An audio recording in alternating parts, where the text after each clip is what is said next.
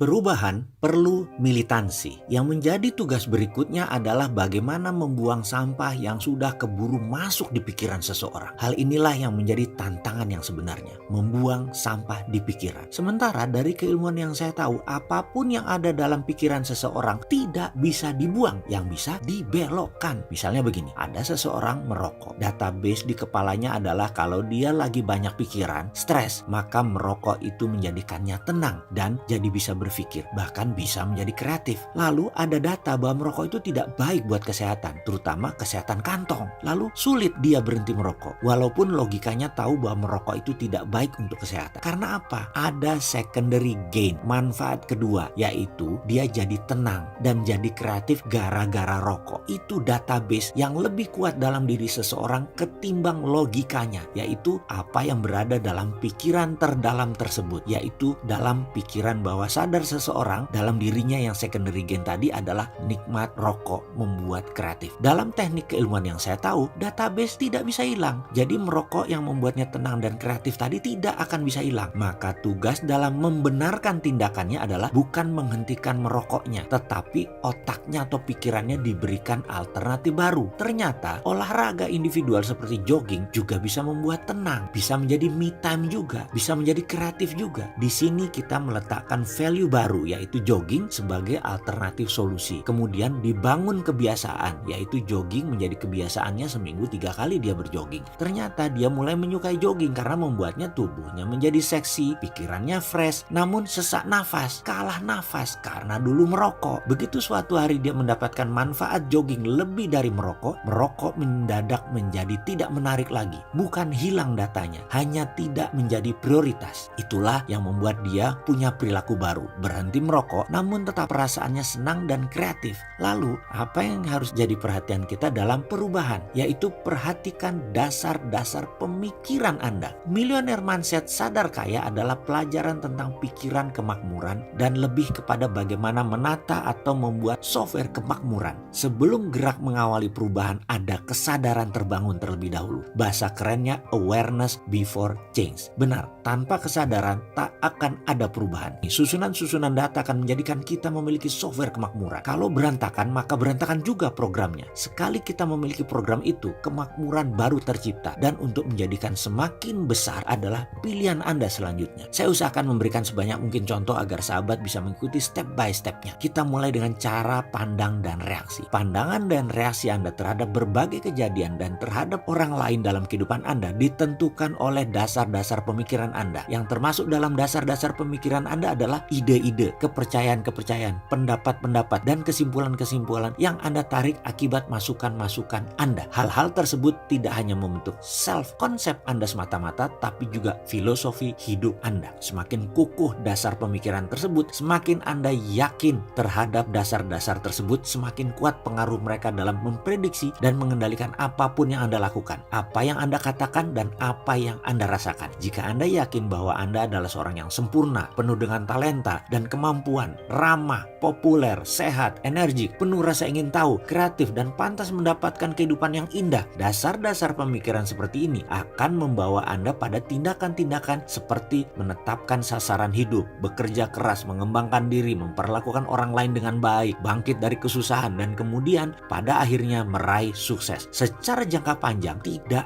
akan ada yang dapat menghentikan Anda. Yang paling penting bukan apa yang terjadi pada Anda dalam hidup, melainkan bagaimana reaksi Anda terhadap apa yang terjadi kepada Anda tersebut. Juga bukan pula dari mana Anda berasal, melainkan kemana Anda akan pergi. Dan tujuan Anda hanya dibatasi oleh imajinasi Anda, karena imajinasi Anda itu bersifat tak terbatas. Masa depan Anda juga tak terbatas. Inilah dasar-dasar pemikiran dan keyakinan yang sesungguhnya Anda perlukan untuk menunjang potensi Anda.